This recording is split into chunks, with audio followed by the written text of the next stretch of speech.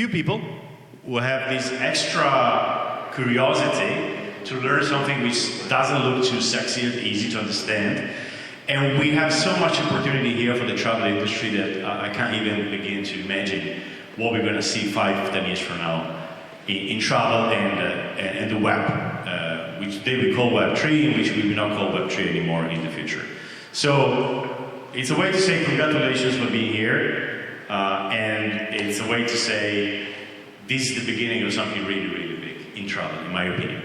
So I'm going to invite on the stage Antonio, who is our host, is the organizer of the Vacation Rental, thank you Antonio, Vacation Rental World Summit, which is a great conference in the specific, I won't say niche, but in the specific vertical of vacation rentals.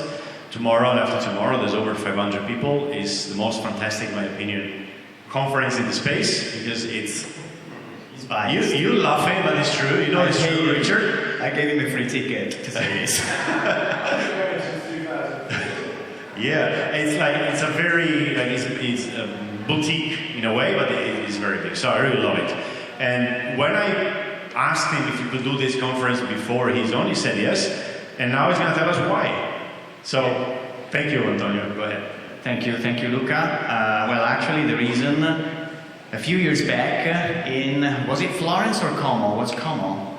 I think Como, it was 2018. We had the idea, I mean, he said, let's talk about blockchain, let's talk about the future. And I said, yes, absolutely. So together with Richard Bolton, who is right here in the room right now, the two guys walked on our stage and gave a pretty interesting session on blockchain.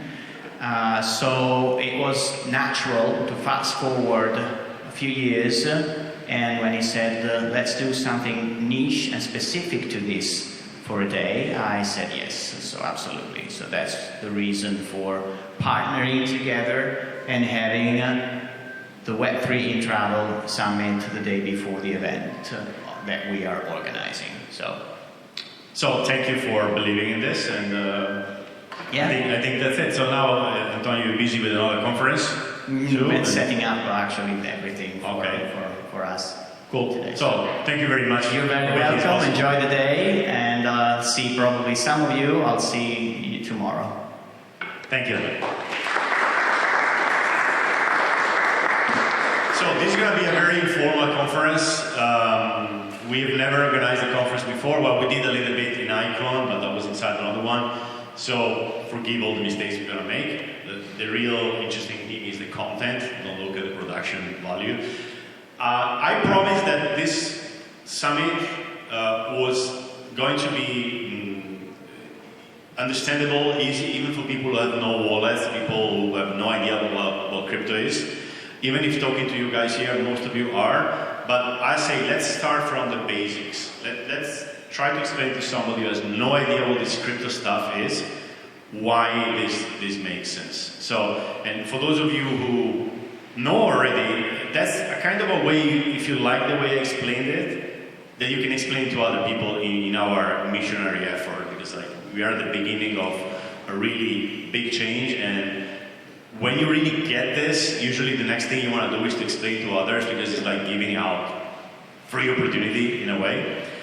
And I think in these years, I've been in this space since 2013, I think I got to a point where I'm able to explain this, and you're going to tell me if I'm just, naive or if it actually works. So let's go to, there you go. Let's make a little history of the web, okay? Those of you who have gray hair are going to know what I'm talking about when I say Web 1. And this is the web at the beginning. Let's say from 95, even if the web is a longer effort, to maybe 2005, 2010. So the web at the beginning, if you remember, because we tend to forget, but if you remember, we would only read it. You would go on a website and read stuff. You wouldn't interact with it, right? And it was mostly small web pages from personal web pages. Like the language PHP is personal homepage language. So we would only consume this new thing by reading stuff, right? And then something happened on the way. that we started writing, okay? Let's forget the quality of what we write online today, but we actually can write, right? And we moved to Web 2. Web 2 is a web we consume by reading and by writing. You know, when we go on Facebook, Instagram, WordPress, blogs, etc., we write stuff. And this was made possible by a small technical advancement. I think it was called Ajax. Like somebody found out a way to let a user write stuff on the page without recharging the page, so making the experience easy. And that changed everything. So the web became what is today. Today we are in Web 2. Okay? And it's completely different from that web. So now that I kind of hopefully made it clear that the web is an evolving beast, it's just what, 25, 30 years old, and in a human history made of thousands, tens of thousands of years. The next question is, what is the next step? So, because we have this bias as human beings that, you know, whatever is today is today, the status quo is never going to change, but the web is evolving. So the question is, what is the next thing? And the next thing is Web 3. Of course, the number is easy. After 2 comes 3. But what can the web do now? And by the way, this is already 10 years old, at least. So we've been able to use Web 3 for a while now. Well, we can own stuff on the web. And I know I say we own stuff, it means basically nothing. What does it mean to own? And let's go back to Web 2. What do we own today on the web? And by ownership, I mean something which is mine, nobody can take away, right? If I have a house, nobody can take away the house. I have a piece of paper which says this house belongs to me, this car belongs to me, etc., etc. What do we have today on the web which we actually own? Almost nothing. The domain name. Yes, the domain name. I buy a domain name, there are some third-party organizations which guarantee my ownership of the web. And without the domain name ownership, we wouldn't be able to have the internet. Imagine Facebook buying the domain name from Google and the Google name tag of Facebook.com. The web wouldn't have happened, right? So we have ownership of the domain name, but we don't own anything else. We don't own our Gmail account, Instagram account, Airbnb, Booking. We do not own the listings on these websites. We do not own the reviews. If tomorrow somebody shuts down our Airbnb account, the 5,000 reviews I've worked so hard to get, they're gone. Can't export them and put them on my new website or on Booking.com. So we've been building for, let's say Airbnb, because it's kind of our niche in a way, right? We've been working on Airbnb for 10 years and building a whole reputation, which tomorrow could go like this. And that's a problem, which we don't realize because we haven't lost often stuff online, right? But that's actually a problem. And it proves the fact that we don't have ownership of anything on Web 2. Web 3 makes that the next step. We found a way on the web, not we as TripsCommunity, but we as humans, to give ownership to people. And it started with Bitcoin, it moved on with other cryptocurrencies, and now it's on everything. I'm going to explain this a bit later. So bear with me if it doesn't make too much sense at the moment. Suspend your belief like when you watch a movie, it's fake, but just imagine it's true so you enjoy it more. And I tell you, this is actually true. So let's, from this point on, think that we can actually own stuff on the internet. Now, let's go back to Web 1. Web 1 was made of individuals. Most websites were very small from individuals. Web 2 is corporations, bigger than countries sometimes, right? Or most of the times. Like Facebook is bigger than maybe half of the countries in the world. I don't know. Or Google, imagine the power these corporations have. Twitter has banned a president of the United States. Instagram has banned a whole country, Russia, whatever, So these corporations are really big. So what is Web 3? Web 1 is individuals, Web 2 is corporations. What is Web 3? Web 3 is communities, and not in the hippie way, like, everything is gonna be fine, let's love each other, Web 3, no. It's communities in the sense that we can now coordinate people, okay? Big group of people, all over the world without any national limit without any kind of friction through Web3, through cryptocurrency. So we are able to build something which is the next thing after the company, or a parallel thing. And it specifically is DAOs, so decentralized autonomous organizations. But apart from that, Web3 is where communities, people can get together and do big things without being a company, in a simplified way. Let's go back to Web 1. And this aspect is what's getting clearer and clearer recently in my mind about this Web3 thing, right? Because we come from Web3, yeah, crypto, Bitcoin, yeah, Bitcoin goes up, goes down. This is much more than that. Web 1, if you remember, we had no accounts. You would go on Google, there was no account. We just looked for stuff. Google was maybe trying to get a bit of data by looking at the IP, but there was no account. Web 2, we got our accounts. So finally, all these websites were able to put, recognize us as individuals and put all our history in one place. And these accounts are made by login and password. So let's say I open an account in Booking.com. Booking.com tells me create a login and password pair, and you are Luca in Booking.com. Now, where is this login and password stored? In Booking.com servers. Is this a problem?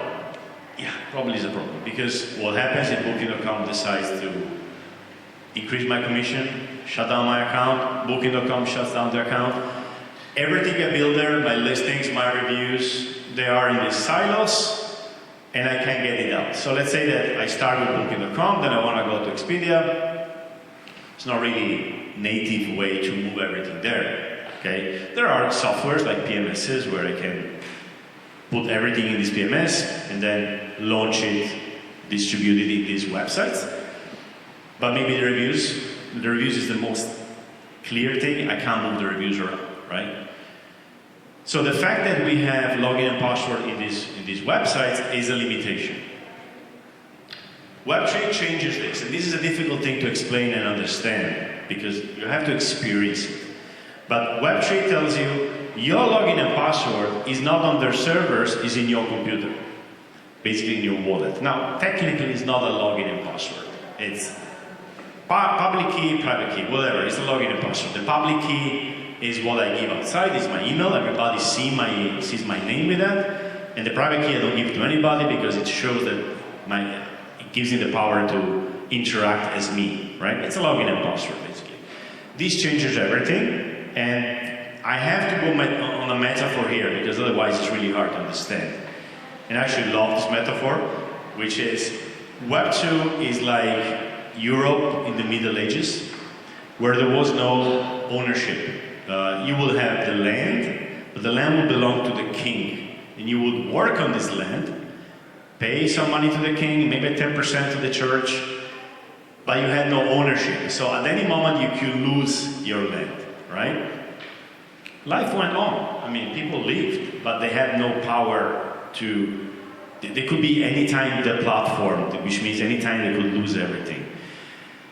Web3 is the new continent. Somebody one day left Portugal and discovered the Americas, and then later this country, the United States, started and said, okay, there's rule of law here. There's no kings, first of all. There are rules, and everybody follows the same rules. So you can come from Europe, be the surf in the poorest place in Europe. If you manage to cross the ocean and come to the United States, you're going to get a piece of land. And this is going to be your own piece of land. Of course, it took a bit of time to get to that point. It was the Far West before, right? It was a bit violent. But it completely changed the power dynamics. So that more and more people left medieval Europe and went in a country ruled by the rule of law. Okay, what is the rule of law in crypto, in the web? Well, it's like the fact that the rules are very clear, and maybe the easiest way to understand this is the smart contracts, which are pieces of code everybody can see and everybody has to agree. There's no way you can not agree to that. So when we move to Web3, we as individuals get a lot of power back from the big corporations / kinks, right? I don't know if that explained a little bit where we're going here, because this is changing everything, not in vacation rentals, not in hospitality, not in travel. This is changing everything for real this time, and it's going to take a lot of time as the time which passed from Web 1 to Web 2. Okay, so we are at the beginning of a very big change in how the web works, and again, this is the moment for the innovators and the early adopters, not for the masses yet, right? That's why the opportunity is there. But at the same time, it's still very messy and dangerous, and I like the other metaphor. This is today, yes, we are on this new continent, but it's the far west, and we're going west. And it's messy, scary, dangerous, and complicated. But if you are an innovator, you're gonna love it, basically, okay? So, if my account is in my computer and not in Booking.com or Airbnb or Instagram or the other servers, when I put listings, when I get bookings, when I get followers or reviews, and these companies disappear, I still have everything. So I can get my reviews, for instance, of my listings and put them in any other OTA without losing control of the most important things. The OTAs become from very fat to very thin, and their role becomes send me customers. That's it. I'm gonna keep my reviews, I'm gonna keep my listings and everything else. All right, that was the beginning. I hope I was able to explain a little bit. Do you have any questions, something doesn't make sense, or you wanna kind of say that this is all BS, whatever? So feel free to I want it to be very interesting. Alan. How do you get the Airbnbs of the world to agree to this? Do they have some kind of power, like a king, to stop this from happening? By leaving. By leaving. Okay. We still have kings in Europe. Richard, do you have a new king? Right? You still have kings? After so many years? It took 70 years. It took 70 years. You have a queen before, so we have to leave. You have to leave this environment, go somewhere else and build something new. And then people, if it's a better place, most people will follow, and then the money follows there, the power follows there, and then you have, oh perfect, look at this, you have the United States and UK. The UK used to be the leader of the world, now it's the United States. Right? No, yeah, you don't agree with that? Anyway. So that's what you leave. You kind of leave, you can't convince Airbnb to change, it's completely against their business model. And I want to be clear, what they're doing is perfectly fine. I mean, I'm not against OTAs in Web 2, that's how Web 2 works. You want to be successful in Web 2, you do the Airbnb or Booking way. In Web 3 it changes dramatically, so we go there first, and maybe they will follow, maybe they will adapt, maybe not, we will see. Richard? Oh, yeah, you know what? Can someone take care of the microphone? Yeah. So the question Alan asked, maybe we didn't get on the video, was like, how do you convince Airbnb and the others to change? Yeah, I always have a bit of a problem. I mean, the explanation's fantastic, Luca. I love it. It's a new world, it's a Wild West. But we're only ever talking about supply. So it's the suppliers to Airbnb, it's the Airbnbers, it's the vacation rental owners, the property managers, etc., etc. I mean, they're tiny compared to the billions of the general public out there. And the general public have never heard of Web3. And if you ask them what a wallet is, they just pull a leather thing out of their back pocket. So it's not just about supply, it's about the whole world needing to adopt these principles as well. So what do you say about that? We're going to discuss this in the panels later too, and we're going to have other speeches about that. In short, the most people won't adopt this technology. Most people will not adopt wallets as they are today. They are just too hard. So we're going to have a certain kind of adoption, get to 20, 30, 50%, and then it just stops. It's not as easy as a smartphone. Right? So we need, on our side, improve the technology to make it easier. And there's a lot of work in that side. But already, in terms of opportunity, there's a certain subset of people, very tiny, which is crypto users, Web3 users, they want to go straight, booking directly with a wallet. It's just too hard today. but there's already a market, and we have a speech about that. There's already a market itching to get out of the Web2 way to do things. But they understand when you spend €500 in a booking, you're also spending 50 more or 70 more or 800 more just to pay a software company to connect you with the others. So yeah, that's my short answer, but we're going to see later a bit more in depth. Okay. Now we have Vincent from Winding Tree. You may remember, and you were there, but with Richard, when we did this in Vacation Rental World Summit in 2018, we mentioned, or maybe Winding Tree was mentioned by somebody else at the time.